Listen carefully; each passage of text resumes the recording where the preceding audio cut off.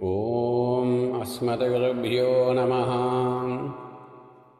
ಶ್ರೀಮದ್ರಾಮಾಯಣೆ ಸುಂದರಕಾಂಡೇ ಅಧ ಚತುಸ್ತ್ರಿಂಶಃ ಸರ್ಗः. సీతాదేవి హనుమత్స్వాముల సంవాదము. తస్యా తద్వచనం శ్రుత్వా హనుమాన్ హరియూధవః దుఃఖావిభూతాయ స్వాంతముత్తరమబ్రవీత్.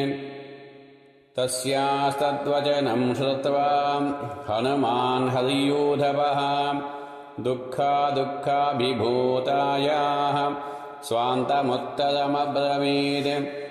అహం రామస్య సందేశాద్ దేవి దూతస్తవాగతః వైదేహి కుశలీ రామః త్వాం చ కౌశలమబ్రవీత్. యో బ్రాహ్మమస్త్రం వేదాంశ్చ వేదవిదాం వదః సత్వాం దాశరథీ రామో దేవి కౌశలమబ్రవీత్. లక్ష్మణస్య మహాతేజాం భర్తుస్తే అనుచరః ప్రియః కృతవాన్ శోకసంతప్తః శిరసా తేభివాదనం. సా తయోః కుశలం దేవీ నిశమ్య నరసింహయోః ప్రీతిసంసృష్ట సర్వాంగీ హనుమంతమథాబ్రవీత్. కళ్యాణీ బత గాధేయం లౌకికీ ప్రతిభాతి మా ఏది జీవంతమానందో నరం వర్షశతాదపి. తయా సమాగతే తస్మిన్ ప్రీతిరుత్పాదితాద్భుతా పరస్పరేణ చాలాపం విశ్వస్తౌతౌ ప్రచక్రతుః.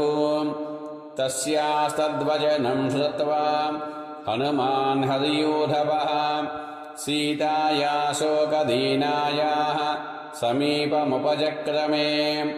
యథా యథా సమీపం సా హనుమానుపసర్పతి తథా తథా రావణం సా తం సీతా పరిసంగతే. అహో దిగ్దుష్కృతమిదం కథితం హి యదస్య మే రూపాంతరముపాగమ్య స ఏవాయం హి రావణః. తామశోకస్య శాఖాం సా విముక్త్వా శోకకర్షితా తస్యామేవానవద్యాంగీం ధరణ్యాం సముపావిశతే. హనుమానపి దుఃఖార్తాం తాం దృష్ట్వా భయమోహితాం అవదంత మహాబాహుః తతస్తాం జనకాత్మజాం. సా చైనం భయవిత్రస్తా భూయో నైవాభ్యదైక్షత. తం దృష్ట్వా వందమానం తు సీతా శశినిభాననా అబ్రవీద్దీర్ఘముచ్ఛ్వాసాం వానరం మధురస్వరాం.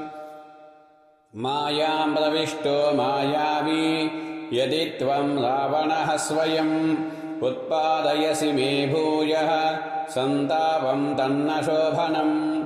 స్వం పరిత్యజ్య రూపం యః పరివ్రాజకరూపధృతే జనస్థానే మయా దృష్టః త్వం స ఏవాసి రావణః.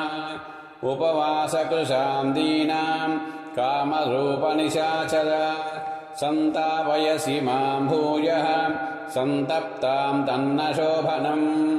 అథవా నైతదేవం హి యన్మయా పరిశంకితం మనసో హి మమ ప్రీతిః ఉత్పన్నా తవ దర్శనాత్. యది రామస్య దూతస్త్వం ఆగతో భద్రమస్తు తే పృచ్ఛామి త్వాం హరిశ్రేష్ఠ ప్రియా రామకథా హి మే. గుణాన్ రామస్య కథయ ప్రియస్య మమ వానర చిత్తం హరసి మే సౌమ్య నదీకూలం యథారయః. అహో స్వప్నస్య సుఖతా యాహమేవం చిరాహృతా ప్రేషితం నామ పశ్యామి రాఘవేణ వనౌకసం. స్వప్నేపి యద్యహం వీరం రాఘవం సహ లక్ష్మణం పశ్యేయం నావసీదేయం స్వప్నోపి మమ మత్సరీ.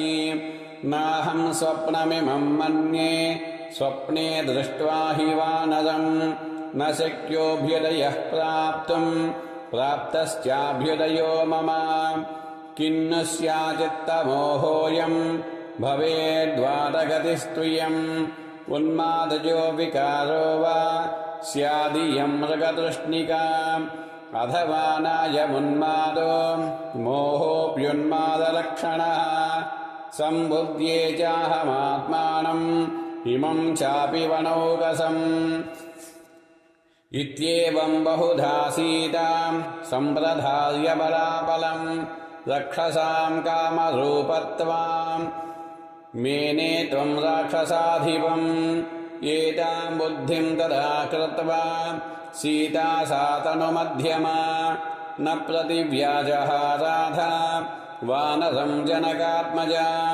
सीतायाश्चिन्तितं बुद्ध्वा हनुमान् मारुतात्मजः श्रोत्रानुकूलैर्वचनैः तदा तां सम्प्रहर्षयते आदित्य इव तेजस्वी लोककान्तशशी यथा राजा सर्वस्य लोकस्य देवो वै श्रवणो यथा विक्रमेणोपपन्नश्च यथा विष्णुर्महायशाः सत्यवादी मधुरवाक् देवो वाचस्पतिर्यथा रूपवान् सुभगः श्रीमान् कन्दर्प इव मूर्तिमान् स्थानक्रोधः प्रहर्ता च श्रेष्ठो लोके महारथः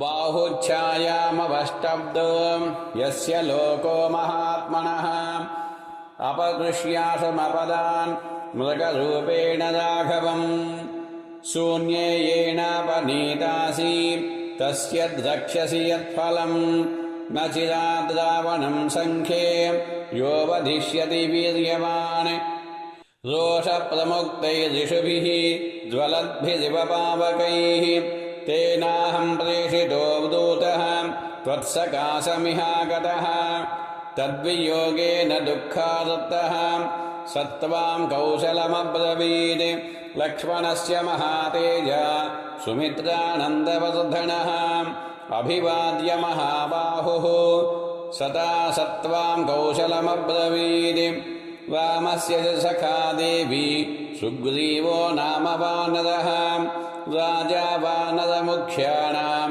सत्त्वां कौशलमब्रवीत् नित्यं स्मरति रामस्त्वां स सुग्रीवः स लक्ष्मणः दिष्ट्या जीवसि वैदेही राक्षसी वशमागता न चिराद्रक्ष्यसे रामं लक्ष्मणं च महाबलं मध्ये वानरकोटीनां सुग्रीवं चामितौजसम् अहं सुग्रीवसचिवो हनुमान्नाम वानरः प्रविष्टो नगरीं लङ्कां लङ्घयित्वा महोदधिं कृत्वा मूर्ध्निपदन्यासं रावणस्य दुरात्मनः त्वां द्रष्टुमपयातोऽहं समाश्रित्य पराक्रमम् नाहमस्मि तथा देवी यथा मामवगच्छसि विषं का त्यजतामेषा श्रद्धस्व वदतो मम नाहमस्मि तथा देवी यथा मामवगच्छसि विषं का त्यज्यतामेषा श्रद्धत्व वदतो मम इत्यार्षे श्रीमद् रामायणे वाल्मीकिये श्रीमत्सुन्दरकाण्डे 34 सर्गः आपदामपहर्तारं दातारं सर्वसम्पदां लोकाभिरामं श्रीरामं भूयो भूयो नमाम्यहम् मनोजवं मारुततुल्यवेगं जितेन्द्रियं बुद्धिमतां वरिष्ठं वातात्मजं वानरयूथमुख्यं श्रीरामदूतं शिरसा नमामि।